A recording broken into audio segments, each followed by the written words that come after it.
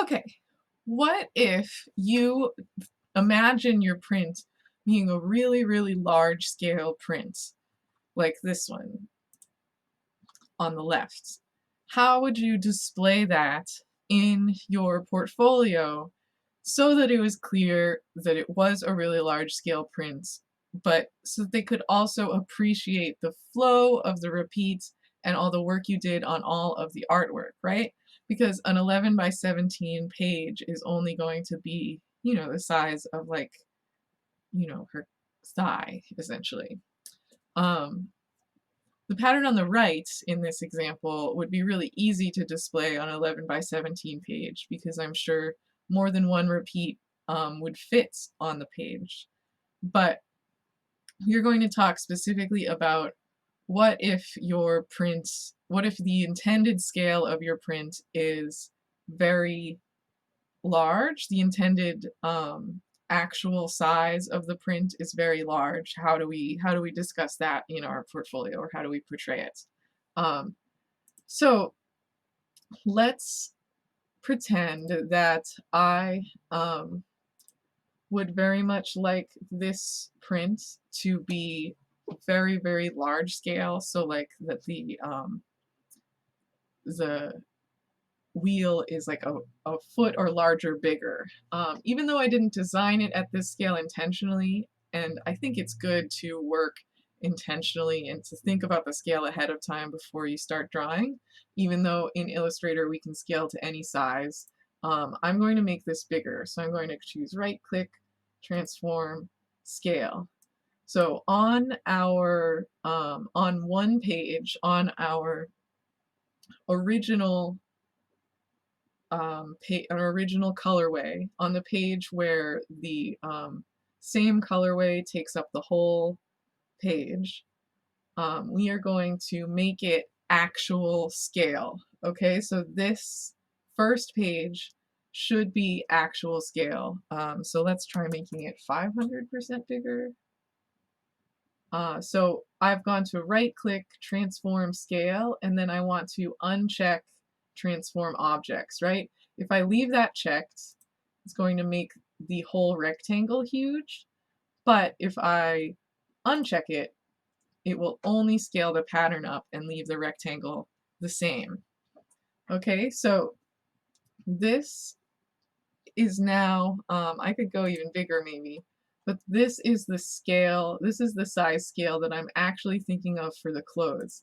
And what's really awesome about having this scale in your portfolio is that if you did any detail work or anything, you would be able to show it off here, and like really blow them away with how detailed it is. If if a piece hasn't shown up in the right spot, like let's say I really want the cross between this like piece of food and the wheat leaf to be in the center of the page, I can go to right click, transform, move, and again uncheck transform objects, and then I can adjust. I'm just clicking in here and using my scroll wheel. I can adjust this until it is where I want it.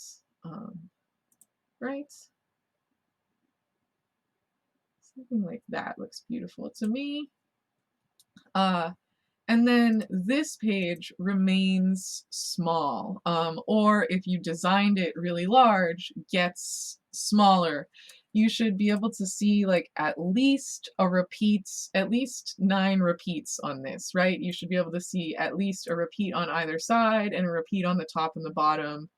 Because we want to understand the flow of the pattern with this second page. Okay, so the first page can be actual size. If that size is huge, the second page should be small. If your actual size is small, like these ones, then the second page should be the same size probably to avoid confusion. But if your print is large, then you want to um, print it, you want to display it small on the second page, on the colorway page. And this is why it's also important to like get your patterns lined up correctly because you're trying to convey the flow of the pattern on the second page. Yeah, so after we've made sure everything is the right scale, actual scale on the first page, and then a small scale on the second page, if your actual scale is larger than 11 by 17. Um, so we are going to go to File, Export, Export As, and in this way we could save these as JPEGs. Saving them as JPEGs is fine. That's an acceptable way to submit. We just want to make sure that we check off use artboards. If we don't check that off, we are going to get all of the like random drawings that I have up there, all of them, and these artboards will all be exported on one giant JPEG, and that's not what we want. So check off use artboards, and then you can export them, and it will ask you what color you want them to be in, what type of color, and we can talk more about these later. But uh, the maximum quality is what you want. You want the resolution to be at least 300 pixels per inch, and no anti-aliasing. We're going to hit OK. And so that saves the JPEGs. If you wanted to automatically save it as a PDF, you can instead go to File, Save As, and choose Adobe PDF, which is probably the fastest way. If you've worked on all one document, it's probably like the fastest way to export them. But what Illustrator really doesn't like and what leads to really large files, especially with PDFs, is like if there's like a lot of extra other stuff on the page, Illustrator can get confused. So it's best if you're about to save a PDF, save your file first, obviously. I'll just save it as an Adobe Illustrator file.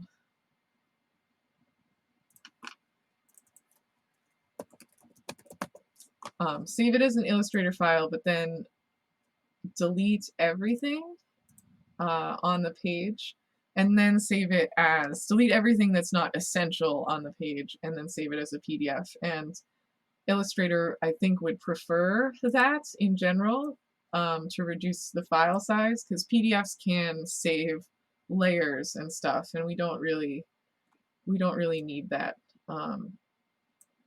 So delete, and then File, Export, Export As. If there's any hidden layers or anything that's hidden and not showing up, you should delete all of those too, because those could accidentally show up when you save as a PDF. So save as,